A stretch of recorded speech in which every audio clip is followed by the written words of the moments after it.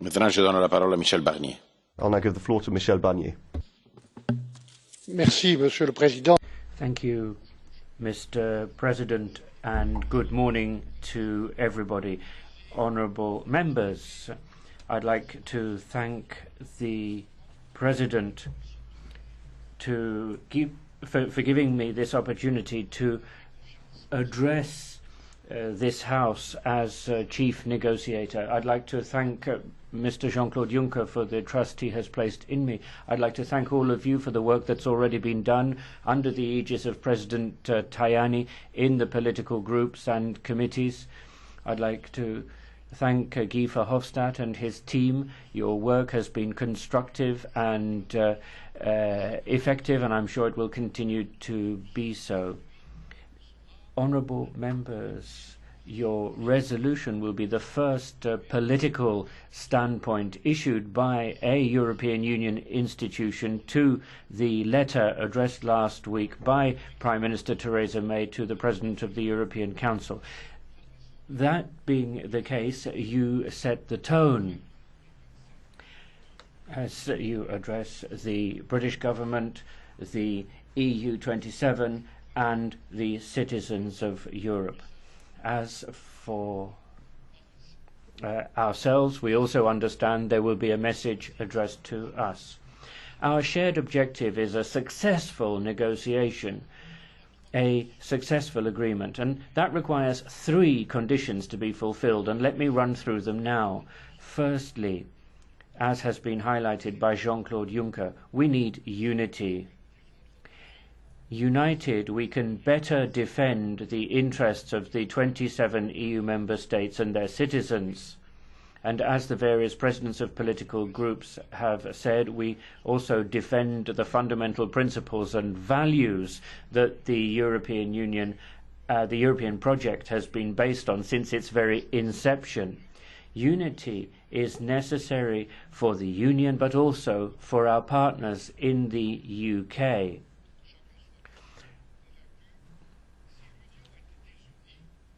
A disunited union could actually lead to there being no agreement, and it's important for us all to understand that.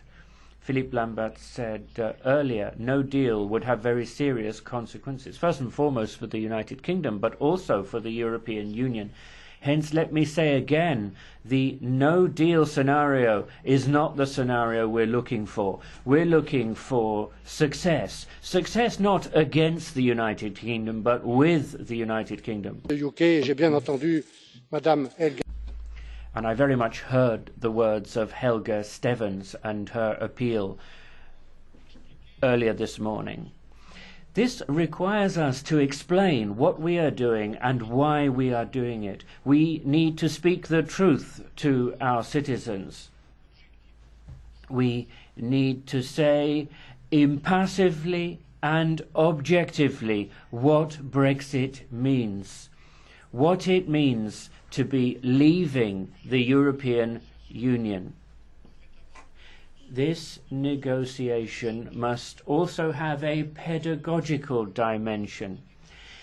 Day in, day out, we need to rediscover the achievements we have made together, because all too often we forget the benefits for citizens, consumers and businesses of what we've been doing.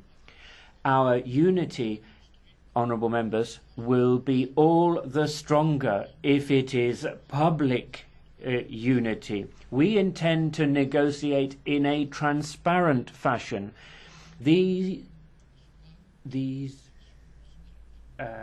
extraordinary negotiations are not going to be secret negotiations.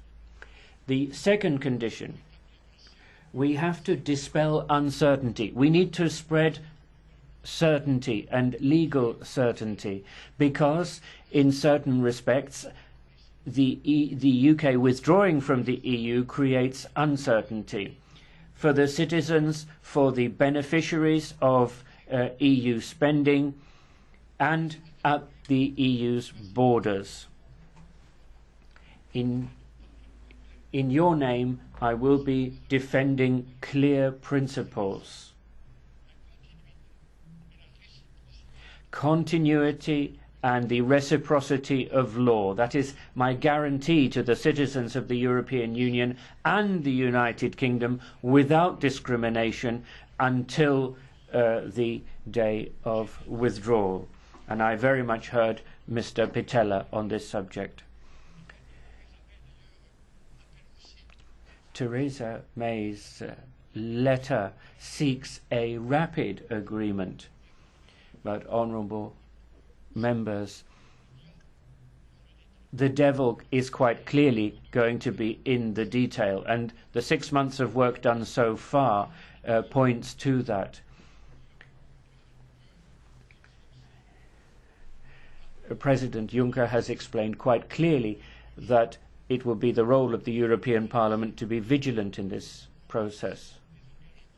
A single financial settlement as a result of the UK's commitments to the EU and the EU's commitments to the UK.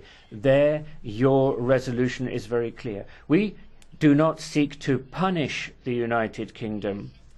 We are simply asking the United Kingdom to deliver on its commitments and undertakings as a member of the European Union. In fact, Mr. Farage, all we're doing is settling the accounts, no more and no less.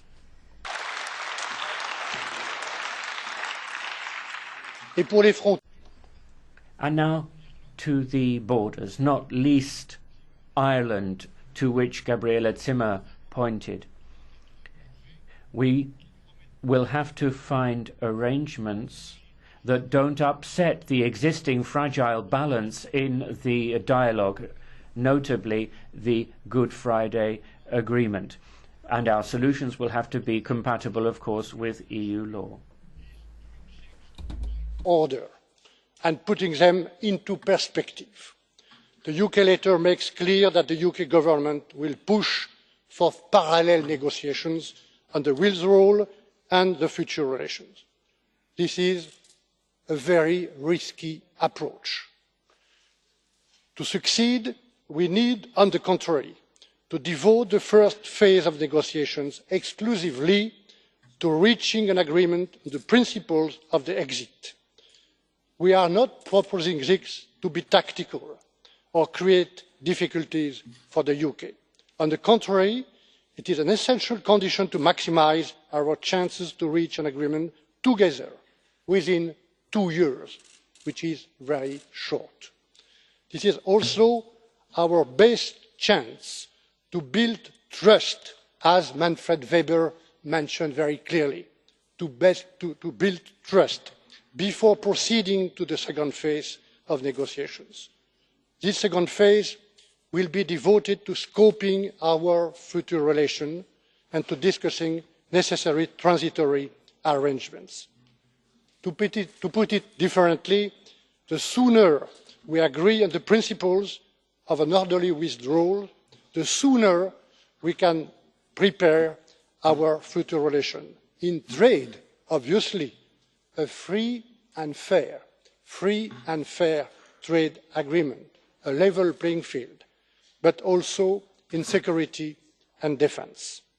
It is on the basis of these three conditions, unity, lifting uncertainty and phasing of negotiations, that we can succeed. And your resolution will set the tone. My hope is that the European Parliament makes these three conditions its own.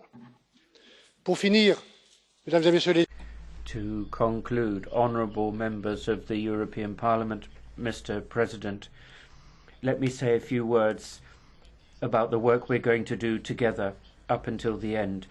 Mr. Juncker has described our essential role right up until the end.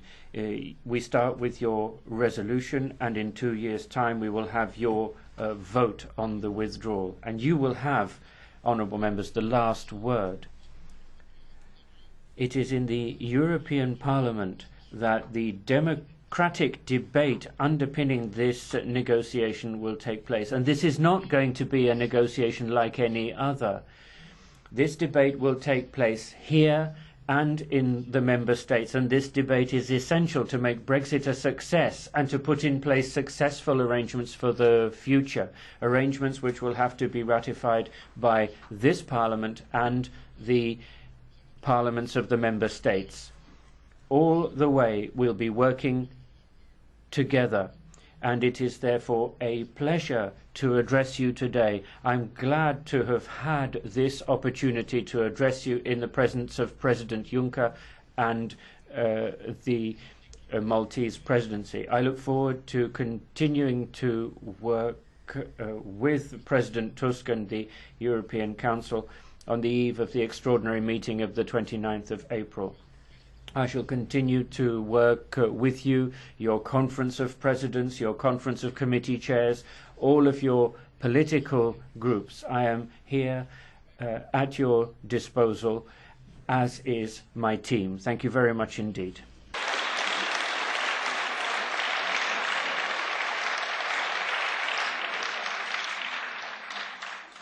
Tiene ahora la palabra el señor.